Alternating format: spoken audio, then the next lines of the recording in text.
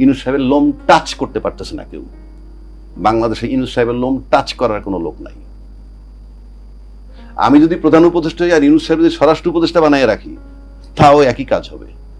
His presence in the state is enough. Munshi সাহেব, উনি টিপু মুন্সি, উনি বলতেন যে সিন্ডিকেট আমরা কিছু করতে পারতেছি না, পরিষ্কার বলছেন। আচ্ছা, প্রশ্ন হচ্ছে সেই আওয়ামী লীগ যখন পতিত হইল, আমি নিশ্চিত করে বলতে পারি সেই সমস্ত জায়গাগুলো খালি হয়ে গেছে।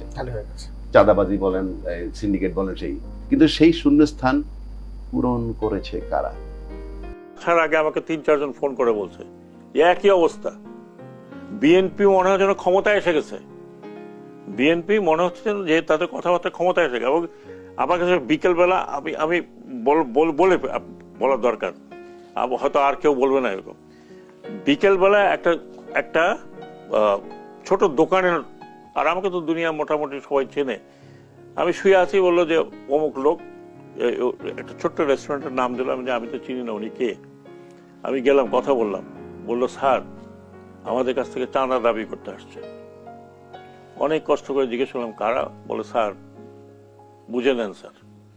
তারপরে আমার লোকজন বলল যে এখন বিএনপি ছাত্র দল আর বিএনপি অঙ্গ সংগঠন যা আছে তারা এখন চাঁদা দাবি।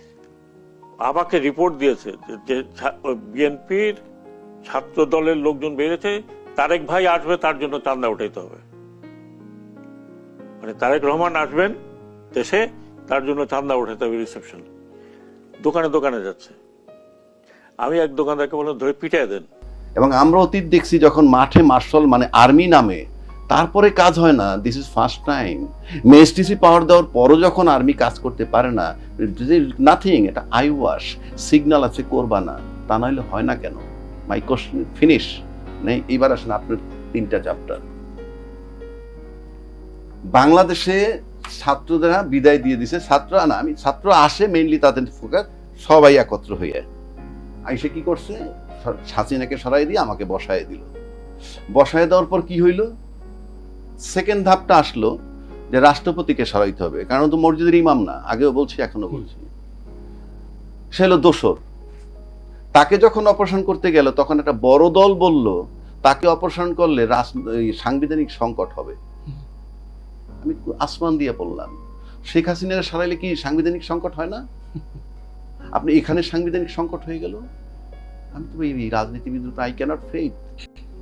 বিপ্লব পরবর্তী আবার আসলে প্রশ্ন আসে কেন? হ্যাঁ, তার ঘাড় ধরে বের করে দিতে হবে। আচ্ছা, এরপর যখন এই ছাত্র একটা শক্তি হইল, এখন বিশাল শক্তি, কিন্তু ছাত্ররা কেন ছাত্ররা শক্তি সেটাও বলে দিচ্ছি। যেহেতু প্রশাসন মাঠে নাই, বাংলাদেশের সব রাজনৈতিক দল যেই ক্ষমতায় থাকুক, মাঠে তার রাজনৈতিক কর্মী কিন্তু থাকে।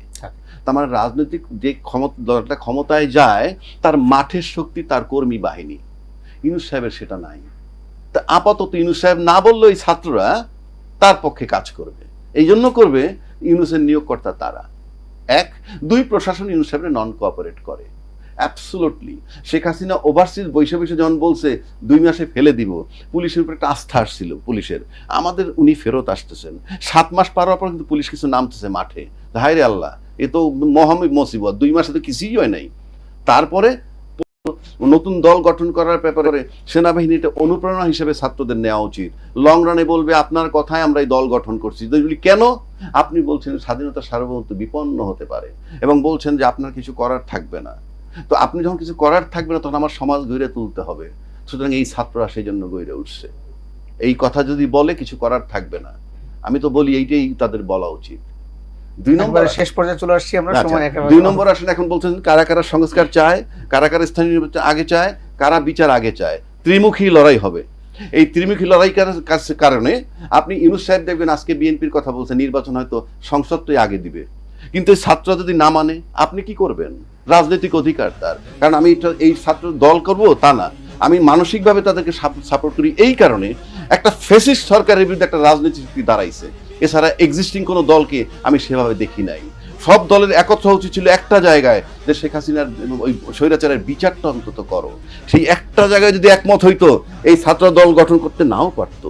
সুতরাং এই ছাত্র দল গঠন করার দায় ওদেরকে নিতে হবে, যারা এক্সিস্টিং দলগুলো ছিল। সুতরাং এটার দায় তারা।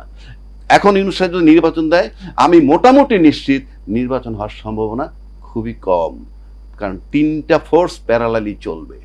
ছাত্রদের একটা ফোর্স, এই রাজনীতিবিদদের একটা ফোর্স, পাশাপাশি আপনি যদি মনে করেন মাঠে যে আইন শৃঙ্খলা বাহিনী নাই, সেখানে সেনাবাহিনী প্রধান, উনি একটা রেজিমেন্টেড ফোর্স, উনি একটা শক্তি। ওনার Of course. এই তিনটা সমন্বয় না হওয়া পর্যন্ত আপনি বাংলাদেশের নির্বাচন অনিশ্চিত।